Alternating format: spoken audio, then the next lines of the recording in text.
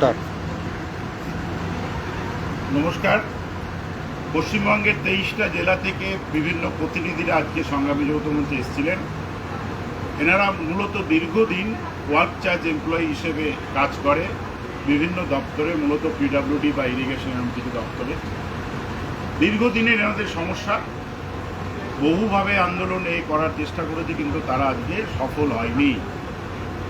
আজকে যে কোর্টের অর্ডারে, আদালতের অর্ডারে সরকারি কর্মচারীরা ইতিমধ্যে ডিএর একটি অংশ পেয়েছেন,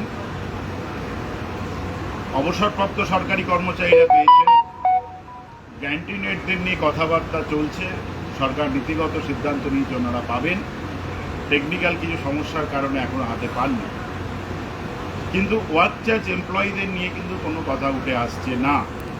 সংগ্রামী যৌথ মঞ্চ ইতিমধ্যে 1 জুন মাননীয় মুখ্যমন্ত্রীকে ওয়ার্ক চার্জ এমপ্লয়ীদের কথা ইতিমধ্যে তুলেছেন, এবং আমরা জুলাই মাসের প্রথম দিকেই যে মুখ্যমন্ত্রীর প্রধান উপদেষ্টা সুব্রত গুপ্ত মহাশয় এবং ওনার অর্থ সচিব প্রভাস বিশ্ব মহাশয় এবং মাননীয় মুখ্যমন্ত্রীর পার্সোনাল সেক্রেটারি শান্তনু বালা মহাশয়ের সঙ্গে আমরা বিভিন্ন বিষয় নিয়ে আলোচনা করি, ওয়ার্ক চার্জ এমপ্লয়ীদের নিয়েও কথা বলি। আমরা ইলেকশনের আগে থেকে সংগ্রামী যৌথ মঞ্চে যে বিভিন্ন দাবি ছিল, তার মধ্যে একটি দাবি ছিল যে ওয়ার্ক চার্জ এমপ্লয়ীদের স্থায়ীকরণের কথা, এবং সরকারি কর্মচারীদের যা যা সুযোগ পায় সেগুলো সমস্তটাই যেন সেই সুযোগ পায়, সেই দাবিও আমাদের ছিল। এই ওয়ার্ক চার্জ এমপ্লয়িরা সরকারি অফিসে চাকরি করে, সরকারি কর্মচারী সমতুল্য কাজই করেন, সরকারি সার্ভিস রুল এনাদের আছেন, লোপার রুল অনুযায়ী এনারা বেতন পান, এদের বেসিক পে সরকারি কর্মচারীদের মতো। এনারা এইচআরএ পান, ডিএ পান, মেডিকেল অ্যালাউন্স পান, ওয়েস্ট বেঙ্গল হেলথ স্কিমে আছেন, রিটায়ারমেন্ট বেনিফিট আছে, পেনশন পায় আর কি। মানে সমস্ত একজন সরকারি কর্মচারী যা যা পায় সমস্ত কিছুই পায়, তারপরেও তারা সরকারি কর্মচারী নয়, ওয়ার্ক চার্জ এমপ্লয়ি।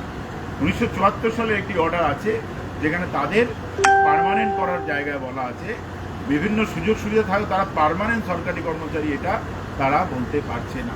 এই কারণে দু একটি সুবিধা তাদের নেই, যেমন কর্মরত অবস্থায় মারা গেলে তার পোষ্যরা চাকরি পায় না, এই সুবিধাটা ওনাদের নেই। আর কি সুবিধা নেই? আমরা যারা এলটিসি বা এইচটিসি পাই 5 বছর বা 10 বছর অন্তর, এই সুবিধাটা এনারা পান না। আর এরকম নমিনাল কিছু জিনিস আছে যারা এরা পান না, কিন্তু সরকারি কর্মচারীদের মধ্যে সমস্ত কিছু। আমরা এই কারণেই ইলেকশনের আগে থেকে আমাদের ভাস্কর ঘোষ দাবি রাখছিলেন যে এদের স্থায়ীকরণ করতে হবে, মানে সরকারি কর্মচারী হিসেবে ট্রিট করতে হবে আর কি। এবং সেটা মানে মানে বিভিন্ন রাজনৈতিক দলের কাছেও তার ইস্তাহার বা সংকল্প করতে আমরা করেছিলাম। সেটা আজকের যে শাসক দল বা গভর্নমেন্ট বিজেপি তার এতে লিখেছিলেন যে স্থায়ীকরণের কথা, সেই স্থায়ীকরণের মধ্যে এনাদের পার্টটাও কিন্তু ছিল। তা আমরা এটা নিয়ে আজকে আলোচনা করলাম সংগ্রামী যৌথ মঞ্চের পক্ষ থেকে ওনাদের সঙ্গে।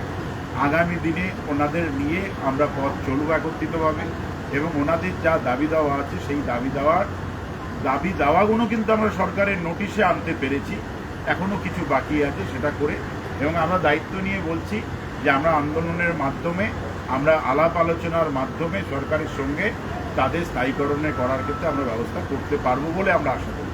এই ক্ষেত্রে রাজ্যের যত ওয়ার্ক চার্জ এমপ্লয়ি আছে তাদেরকে বলবো যে আপনারা একত্রিত হন আমাদের সঙ্গে, আমরা আপনাদেরকে নিয়েই আপনাদের যে দীর্ঘদিনের সমস্যা সেই সমাধান করব।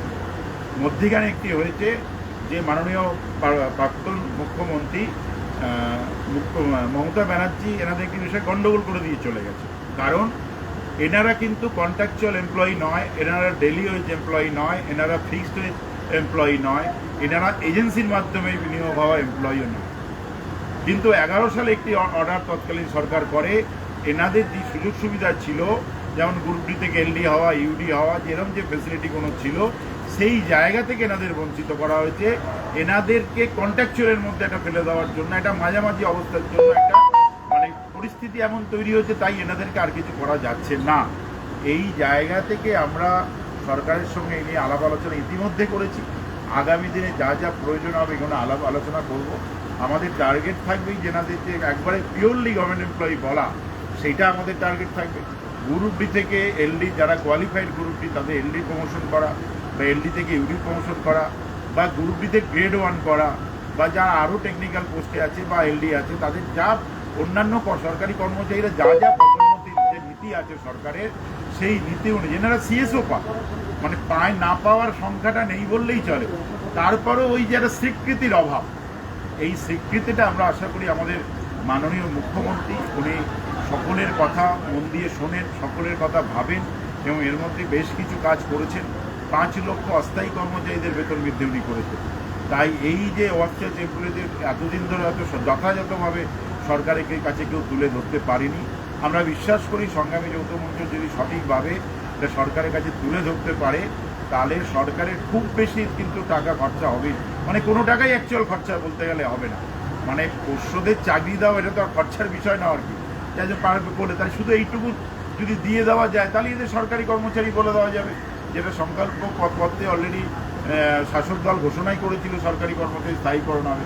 তাই এদেরকেও যদি এই স্থায়ীকরণের স্বীকৃতিটা দেওয়া, এইটুকু যদি করে দেওয়া যায় তাহলে কিন্তু এত এই কয়েক হাজার কর্মচারী সরকারের প্রতি কৃতজ্ঞ থাকবে এবং আস্থাশীল থাকবে আর কি।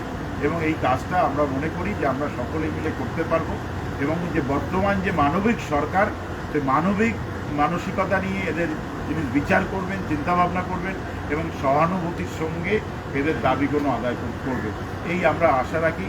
এই ভিডিও বার্তার মধ্যে দিয়ে রাজ্যের যত ওয়ার্কচার্জ এমপ্লয়ীদের বলছি, আপনারা আসুন, একত্রিত হন, আপনার দাবি আপনি সরকারের সঙ্গে আলাপ আলোচনার মধ্যে আদায় করুন।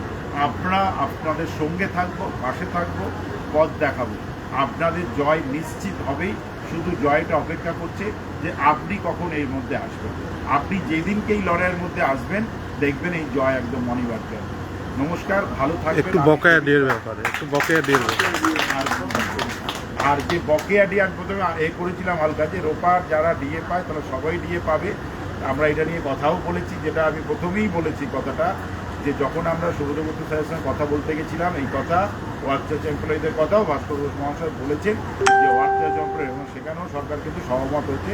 মূল কথা, রোপা রুল 2009 অনুযায়ী যারা ডিএ পাবো তারাই এরিয়ারের যোগ্য। তাই ওয়ার্কচার্জ এমপ্লয়ীরা 2009 রোপা রুল অনুযায়ী ডিএ পায়, তাই এই এরিয়ার ডিএও পাবে। কিন্তু সময়ের অপেক্ষা। নমস্কার, ভালো থাকবেন।